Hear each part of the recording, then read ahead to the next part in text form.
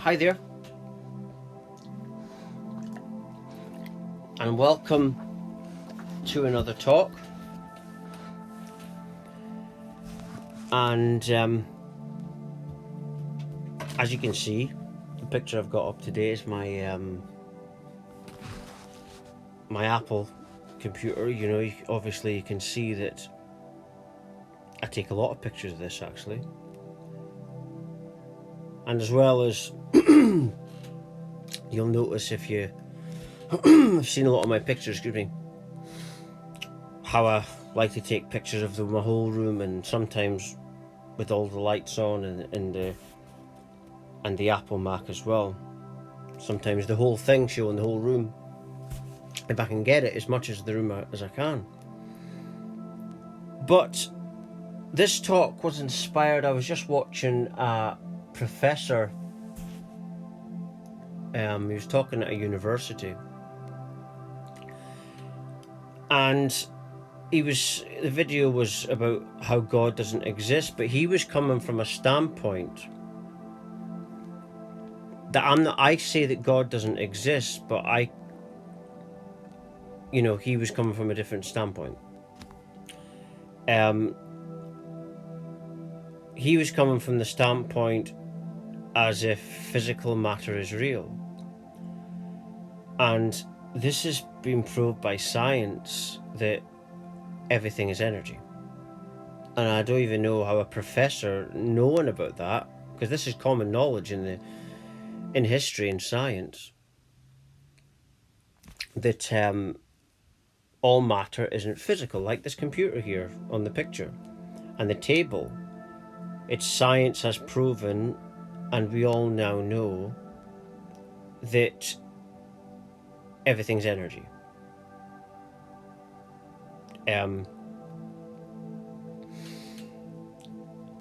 Now, so, and he was talking about how the brain, how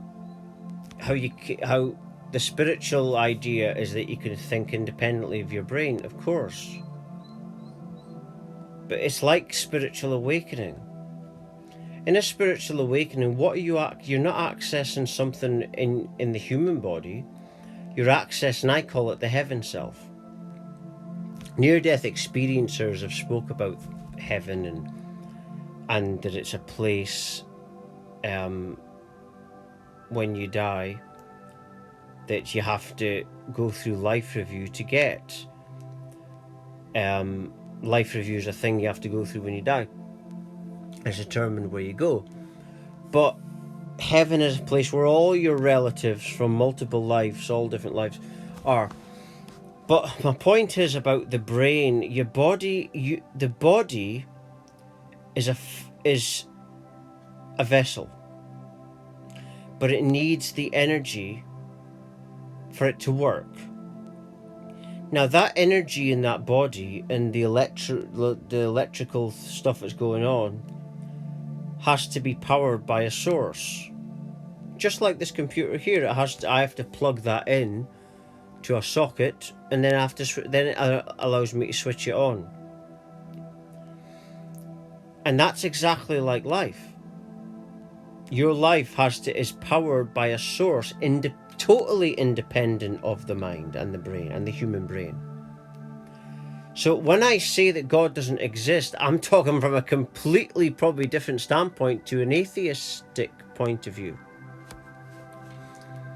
I'm talking in the point of view that you are all the infinity, but it doesn't mean that there's just, when I say nothingness, I can be misunderstood probably from an atheistic point of view. No. What I'm saying is that the nothingness, if you can have life now and you've got nothing, nothingness is all of infinity, remember. So if you have something now, then there's always a something.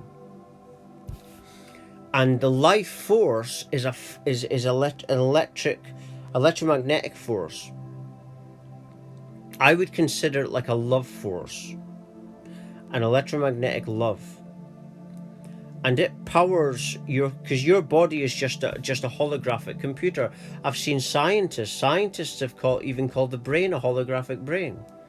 And your body is just a field of consciousness that is non-physical. And everything as energy is proven, as I said earlier, is non-physical. So it means you don't really have a brain. You have a holographic experience that is physical, that you think is your body and your brain. But like I say, it all comes from a source, right, which powers the brain and the electric experiences.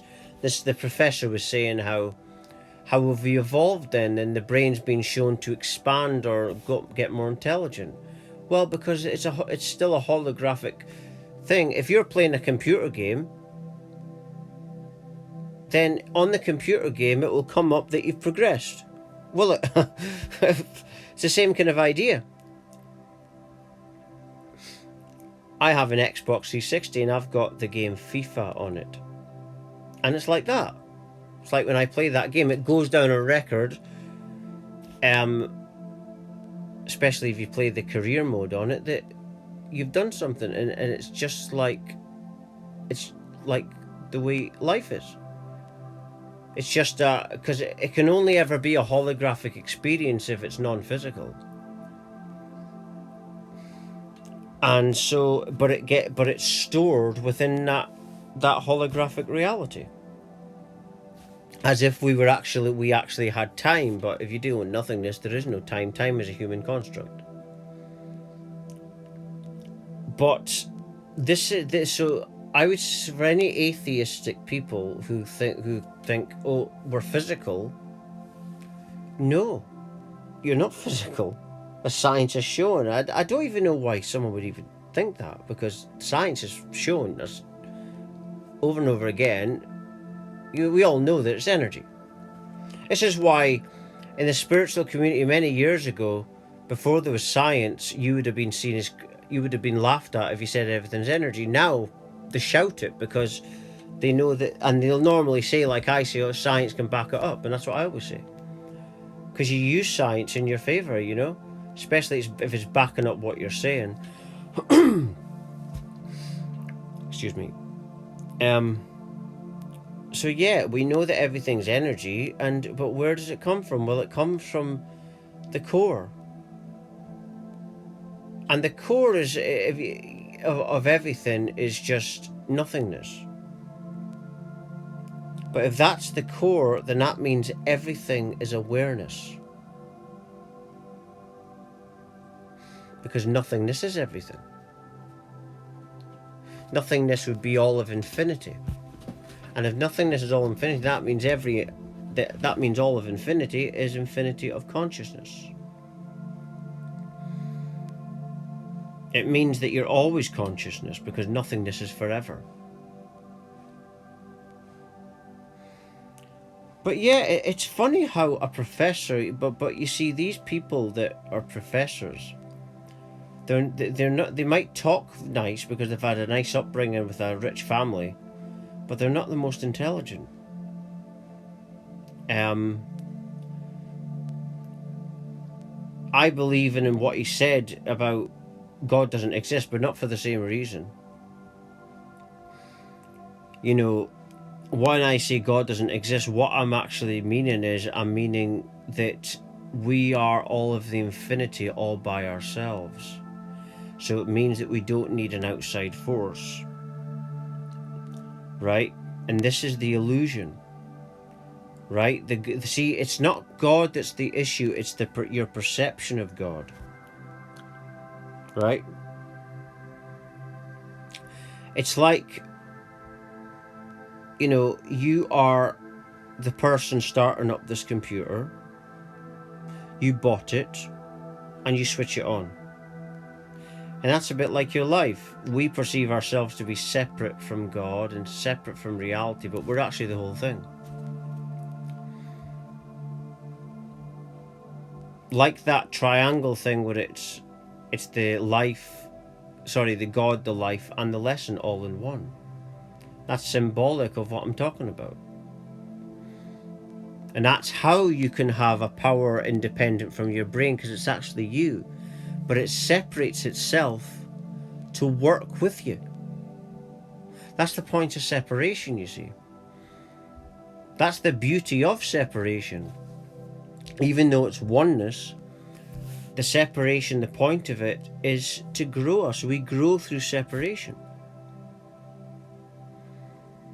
Separation is the miracle of awareness. As soon as you're aware, you're the awareness and you're aware of something. But the separate entities actually grow as separate in the dream that we're having. But in something like a spiritual awakening, it all becomes you. It all becomes oneness. You realize that all this that you're experiencing can only ever be you, because you realize all of a sudden, when I had this unexpected spiritual awakening, I realized everything had to come from nothing. I realized that I'm the core of everything. That's why I say all is within me, because it's only me. If you come from nothingness, then all is you, because you're all of infinity. And then nothingness, because you're awareness now, it means you're awareness forever. It means you're like the triangle 3, you're the God, the life, and the lesson, working together as one entity, but as appearing as separate. If you think about it, you couldn't learn what you've learned if that wasn't the case. It's all separate and the way it is for a reason, to grow you as a separate entity. But regarding the brain working independent, in the spiritual field, that professor couldn't understand that I was watching. He said he couldn't understand it. Well, it's very easy to understand. Your life comes from a source, and so it's not your physical body that's actually doing anything. Your body is just that source of all information and all things that is powering your body. It's like a puppet on a string or something. But the one controlling the strings on you is the source, which is just the all that is.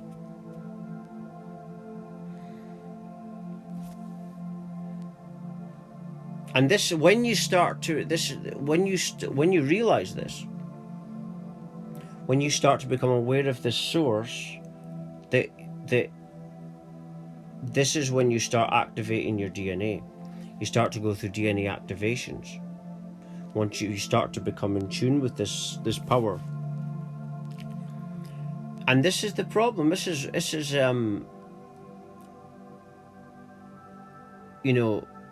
what happened to me in this one of the things that became apparent in this awakening. And that's why in spirituality they say that the brain it's a different entity that's powering the brain, and that professor that I watched couldn't understand that. But it's very simple. It's because it's not the physical brain that's doing it, because the physical brain is not even physical. It's a projection of consciousness that's holographic from the source with all the life. And how you access this source, this power, this source of everything, is through your heart area. This is spoken about in the HeartMath Institute. It's in your heart area, and you access this heart vortex, and that connects you with this power. I call it the heaven self. And that's when you start going through your awakening process. But that is why your brain isn't doing anything, but it's just basically a receiver of knowledge, and the knowledge and all the stuff that you're receiving comes from this source. And the source acts as a collective mind for everyone. That's how in heart-based living you can start to tune into other people, and that's what telepathy is. It's heart-based, not head-based. But I'm just going to leave it there. For latest updates, videos, talks like this, please do visit my website at www.lovelightfamily.com. Thank you for watching and listening.